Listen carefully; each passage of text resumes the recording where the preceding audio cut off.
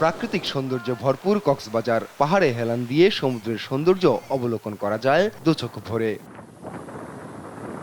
কক্সবাজারে সারা বছরই দেশি পর্যটকের আনাগোনা থাকলেও বিদেশি পর্যটক তেমন একটা আসেন না বলছেন পর্যটন সংশ্লিষ্টরা। এমনকি বিদেশি পর্যটকের কোনো পরিসংখ্যানও নেই প্রশাসনের কাছে।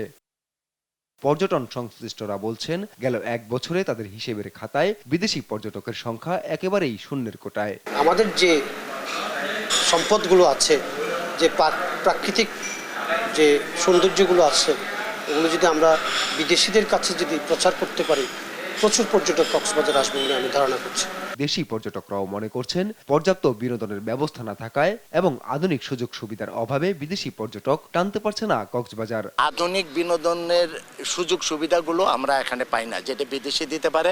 তারা ওখানে কষ্ট হলেও ওখানে চলে যায়, মিনারেল ওয়াটার খাওয়ার জন্য তারা বাংলাদেশে আসবে না।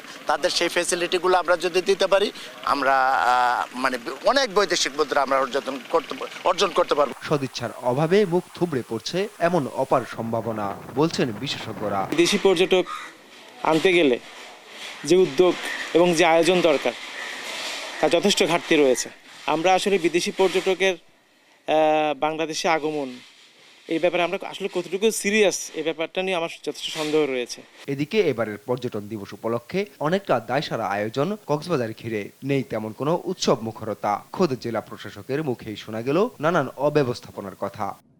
একটি বিচে পর্যটকবৃন্দ আসলে সেখানে সুইমিং করার পরে তারা একটি চেঞ্জিং রুম চান, তারপর নিরাপত্তা চান, তারপরে বিচে আনওয়ান্টেড ইন্টারাপশন যাতে না হয় সেটি চান, বিরক্তি উদ্রেককারী কেউ যেন তাকে ডিস্টার্ব করতে না পারে সেটি চান।